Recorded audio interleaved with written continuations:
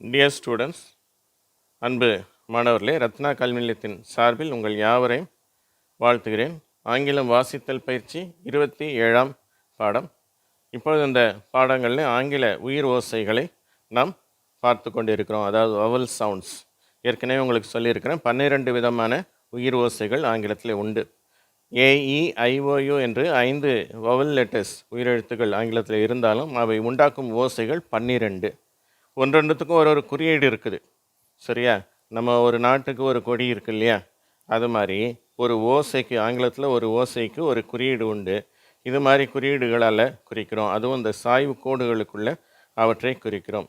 இது இரண்டாவது சவுண்டு. இதை ஈ என்று உச்சரிக்கணும், குரில் ஓசை. ஏற்கனவே பார்த்தது ஈ என்ற நெடில் ஓசை. இதற்கு உதாரணம் இந்த வார்த்தை ஷிப், சரியா?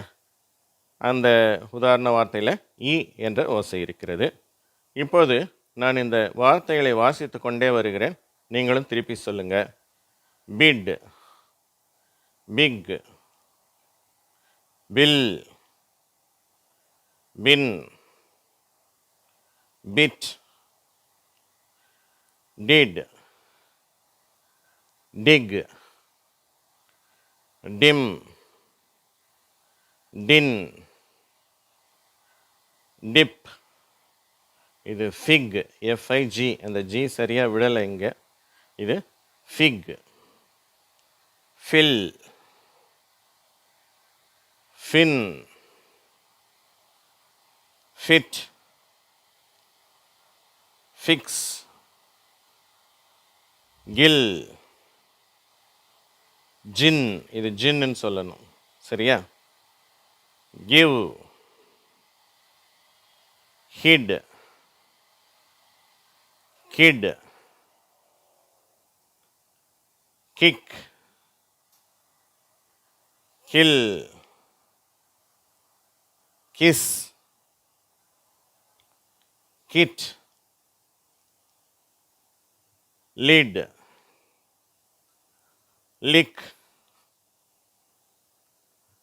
lip, lit, live,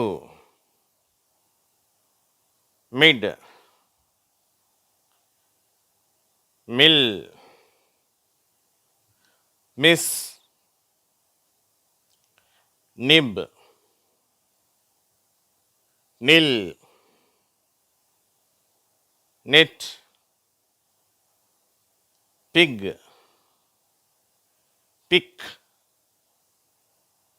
pill, pin, pit, rib, rid, rim, rip, sick, sin, sit, tick, till, tin, tip, whim, wick, will, win, wit, dish, fish, wish, fist, list, mist, tilt, film, milk, silk.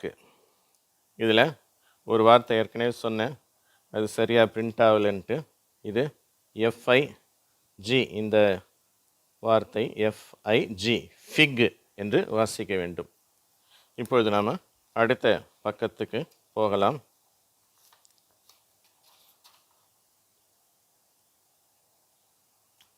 இப்போ மூன்றாவது ஓசை, sound 3. இது வந்து இந்த மாதிரி கொஞ்சம் you மாதிரி இருக்குது, ஆனால் அது டிசைனாக போட்டிருக்குது. இந்த 2 சாய்வு கோடுகளுக்குள்ள அந்த ஃபொனட்டிக் சிம்பல், அதாவது உச்சரிப்பு குறியீடு கொடுக்கப்பட்டிருக்கிறது. இது உ என்ற குறிலோசை. தமிழில் உ அப்படின்னு இருக்கு இல்லையா, உரல்னு சொல்கிறோம் உ, அந்த உ என்ற ஓசை. அதற்கு உதாரண வார்த்தை குட். அந்த குட்டில் வந்து அந்த உ அப்படிங்கிற ஓசை வருகிறது. இங்கே பாருங்கள், இது இந்த வார்த்தையெல்லாம் நான் வாசிக்கிறேன், நீங்களும் திருப்பி சொல்லுங்கள். இது உங்களுக்கு தெரியும், பியூடி, புட்டு. ஓகேவா? Put, pull, full, look, wood, could, should, hook, nook, to, took, good, foot, book, push, bush. இதுக்கு வித்தியாசத்தை பாருங்க. இது புஷ், பி வந்தா புஷ், இது பி வந்திருக்குது புஷ். புல், குக். அடுத்தது சவுண்டு 4, சரியா? 4th சவுண்டு இது ஊ, சரியா? இதுவும் இந்த சாய்வு கோடுகளுக்குள்ளே கொடுக்கணும். இது வந்து இது மாதிரி இன்வெர்டட் கமாஸில் கொடுத்துட்டோம். உண்மையில் இது எப்படி கொடுக்கணும்? இதுவும் சாய்வு கோடுகள், சரியா? உங்களுக்கு தெரியும் இல்லையா, இந்த மாதிரி சாய்வு கோடு வரணும். அங்கே எப்பயுமே இந்த உச்சரிப்பு குறியீடு சாய்வு கோடுகளுக்குள்ளே கொடுப்பாங்க.